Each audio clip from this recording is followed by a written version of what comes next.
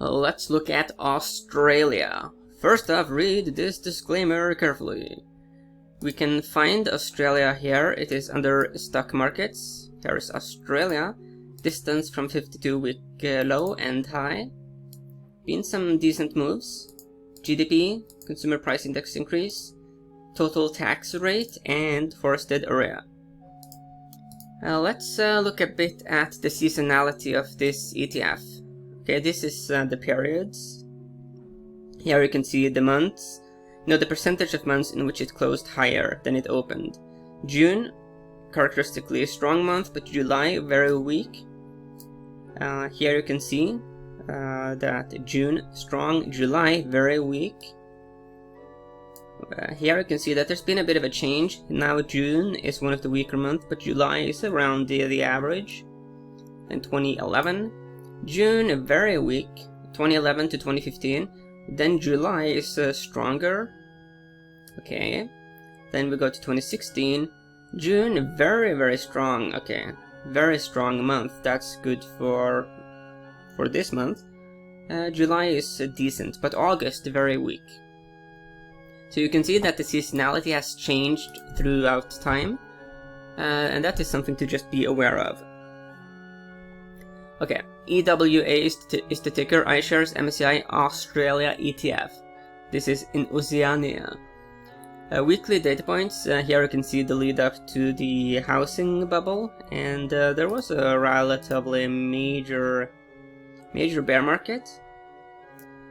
Something that happened in Australia, that happened in many countries, is that we did have a recovery, but we reached a high here already in 2011. And after that we have been in a downtrend. You could make the case that we have been in a protracted bear market. So from this high to the current level, minus 20, and this is the current high. That's minus 28-ish%. And that's a bear market. So this could actually be a bear market that's extended for. Oh, let's just get the time as well.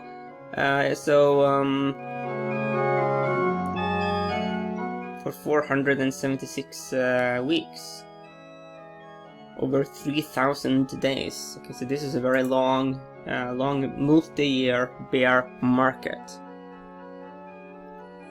The thing is that one of the benefits sort of with having many different stock markets around the world is that you will find some roaring bull markets and some bear markets. And when you do find the bear market, there could be more value than some of the countries that are soaring to new all-time highs, as we have seen with the Nasdaq in USA. Looking at the technicals, extremely violent rally this week. This candlestick right here it seems like it actually is the most bullish candlestick throughout the history. That's a bit excessive, of course. I am not a huge fan of those super explosive moves because they are reflective of very poor pricing of the market. Because this doesn't happen in an efficient market. This happens when there is a surprise, when a lot of things are not priced in, or there is some hysteria or some other factor that shouldn't be a factor. We do want information to be as available as possible, such that the market can be rationally and calmly priced. You could make the case that that's the case here, but then it just goes into crazy territory, and that makes it more tricky to trade. The accumulation distribution line is looking, it is well, it actually is not corroborating the most recent move. So that's a bit of a problem. We have a monstrous candlestick, but if you look at the size of this candlestick, and then you look at the size of this volume bar, one of the smallest volume bars, the tallest candlestick. Not a huge fan of that. Okay, the correlation with S&P 500 is 18%. That's weak, which is good news because it means that you can be diversified by having some position in the S&P 500 and some position here on the Australia ETF. Okay, I'm not surprised to see that RSI on the daily data points has gotten seriously overpriced here, 73, overbought, and this is at a very inopportune time. We test surgically the 200-day moving average and we have a nosebleed RSI. Making matters worse, this major move was seeing a weakness here in the accumulation distribution line. So this is a weak. It's weak. So this is unfortunate. Of course, it is possible that some good news comes out next week that will propel us above that moving average, but this is a low probability setup for that to happen. We need some really good news to neutralize these issues. If you look at the 200-day in red, you see that it's been important, I mean surgically important. Support. It's been a solid level for a long time, meaning it really matters. So the algorithms that analyze moving averages to calculate how predictable they are of course going to look at this as being like a potential problem. But that also means that there could be a good trade. So if we do see some weakness here in Australia, in the ETF, this could be a nice short selling opportunity. So this is definitively one to have on your radar, because this is it really is excessive. I'm not a huge fan of those moves. Let's just jump back to the weeklies, whether we can do some cycle analysis. Let's try a bit. Time cycles. One of the issues with cycles is that they occasionally change. Not seeing anything very clear. Let's try this. Okay, maybe there's something here. Okay, let's have a bit of a look. Here, a rising decline, a rise decline. The key is that we want to see the cycle patterns repeat.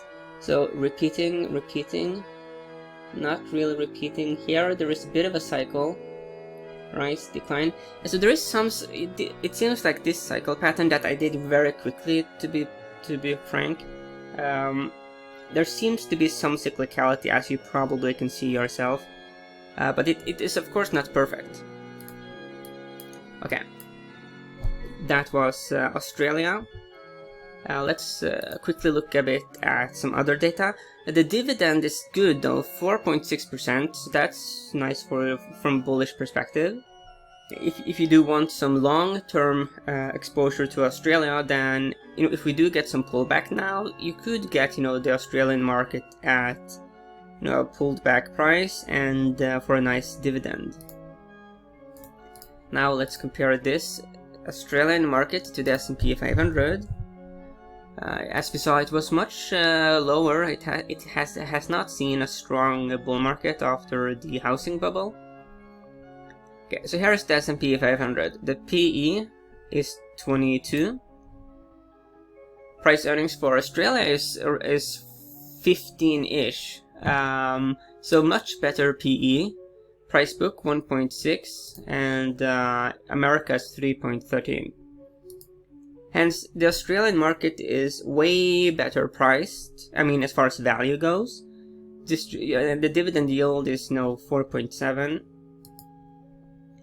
Dividend is 1.9 in USA, so there's a much better dividend. Yeah. So to sum up my hot take on Australia, the thing is that looking at the coming month, we do have a bit of an issue with the recent move being very explosive and aggressive, maybe a bit too much.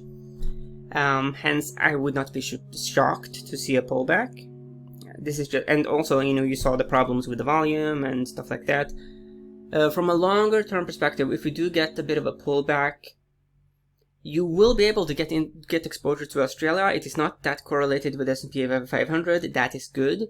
You do get a nice yield, so you could make some kind of long-term case for Australia. Okay. Then let's look at some of the other markets. Okay, let's look at the total world stock market ETF. A huge move above the 200-day moving average, but we are getting overbought, and the accumulation distribution line did not corroborate the latest move. So I mean, we are very due for a pullback. Looking at the 20-year Treasury bond, we did see, you know, that rounding topping pattern forming, and it has really played out. So the bears are in control here, and it could be still a bit some distance to fall until we do find some clear support levels. We are kind of hanging a bit in air here, but we are getting towards the oversold levels, so that could, you know, spark some, you know, rules-based buying. And the accumulation distribution line, it did not really deteriorate that much throughout this pullback. Then we have gold. So we did have this major move. We did consolidate sideways, but we did now see this correction. There was a lot of talk about correction, we didn't get it, but now it certainly seems like we are getting that correction. The thing is that mean reversion is very common for gold. We have seen that many times before, rise and declining cycles. Let's do some cycle analysis. If we do get some clear cycles, not sure, let's try this. Yeah. I mean, you could make a case that this is a clear cycle. This one is a bit more of a mess. Maybe if we make the cycle patterns a bit smaller, then maybe like that. So you could make the case that something like it's a bit finicky, but here we have a rising declining cycle, rise and decline. So there could be a bit more decline left in this cycle. That's gold, but it is healthy to have cycles. You don't, because if you do move too excessively up, then there could be issues. We have not seen any dramatic deterioration here in the AD line, so that's interesting. DBA, let's see. I mean, I did talk about this potentially rounding bottom, and maybe it seems like a rounding bottom, and you are getting a market that's been in a vicious bear market. And given that there are investors now looking for value, for opportunities, for some contrarian plays, this is the ultimate contrarian play, being bullish the DBA. This is interesting. This is very interesting. Let's look at energy. We do it through the XLE, the energy ETF. A very impressive move here off the lows. We have 91%. That's decent, very decent. Bulls are in charge. We are though punching up into the overbought RSI levels. Looking at this one historically, we usually do not play around with an overbought RSI. So the trend is for the RSI to be, the overbought RSI level to be a selling signal. So that's something to watch out for. The AD line is very much corroborating the rally though. Let's continue, look at some other markets. Let's look at Bitcoin US dollar. So we have this major move, then we are consolidating, and you know, the bulls are in control. It is very smart to consolidate a bit sideways now to have sufficient energy to push above these solid resistance levels over here. This is strategically smart, and hopefully this will continue a bit more, maybe even another month of shuffling a bit sideways, and then we can make the move. To try to hastily make the move now, it is a bit risky, because we know that the levels above here have been solid fail levels before, like here and here, and it's a bit risky. But if you relax a bit, it will be much easier. So it's about strategy at this point. Then we will look at some other markets. let's look at let's look at the PNDX, the total world bond market. We did see very substantial weakness in the TLT, but here we are just seeing a bit of a pullback, finding support here at the blue 100-day moving average. So that's okay. There's no problem with that, but that level needs to hold. Let's continue down the list. Yeah, let's look at these, the lean hogs. Okay, so the lean hogs had a supreme move, just a hugely bullish move, and this is a good example of what I talked about with Bitcoin. When you do make a big move, it's very wise to consolidate a bit sideways to relax. In this case, you could argue that the lean hogs got a bit too excessive. They shouldn't have punched above these levels. It would be better to rally up here to get above the 200-day moving average and shuffle sideways over here and then make the move. Here it goes above all of these resistance levels while being overbought, and you have run out of buyers. The bulls are like, they want to take profits. They get spooked, and the bears take notice. So this is a classic case of what you should not do. Rally up here, relax, then make the move. This was too greedy pigs, and look what happened. Okay, so this is the danger. This is the concern I have with Bitcoin, is that there's going to be too much of an ecstatic push above resistance levels, and we simply do not have any other buyers above that. With no more buyers, we will have sellers. We will have profit takers, of course, meaning happy selling, but also people, the people down here, they're not necessarily happy selling. This is happy selling. This could also be a bit of a happy selling if you bought low. I mean, yeah. But lean hogs are getting in towards oversold territory, and there is some very clear cyclicality. Okay, let's continue. What other markets should we look at? Okay, let's look at solar energy, my absolute favorite. And this is a beautiful move. Look at this move. This is such a spectacular move. 60%. It's being measured. We do have some pullbacks every now and then. The thing is that we are a bit away from the mean at this point.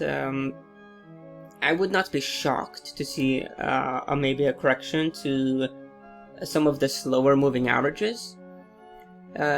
Great news here is that the 50-day moving average is sharply positive and is going to create a golden cross here. That's good. Long term, I am very bullish on solar energy. There's recently been some spectacular developments. There's been some research in which the efficiency was increased to, I think it was 50%.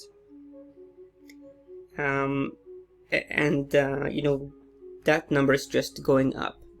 If you look at the history of this ETF, you can see that pullbacks, they tend to be relatively frequent. So if you compare this rally here to some of the previous rallies, you could certainly make the case that this one is a bit long in the tooth. Yeah, but long term, I am certainly bullish on solar. As solar energy is one of those sectors that I would buy the dip on. Even during like a vicious full-bore bear market, if I were to buy dips, it would be in those industries where there is huge growth opportunities looking decades into the future. Okay, what others should we look at? Let's think. Let's look at copper. Copper is a very important metal. It's very revealing about whether or not the economy is coming back. Here we have another case. We have made an important move, but maybe a bit too much. Overbought. We are towards overbought. It doesn't like to stay overbought. Okay, now I have to quit the video. It's becoming too long. Okay, Look, things are looking very interesting. We have seen some key technical levels. Let the trend be your friend. Be very careful. Be diversified. Manage risks, and be market neutral. Okay. Have a good weekend.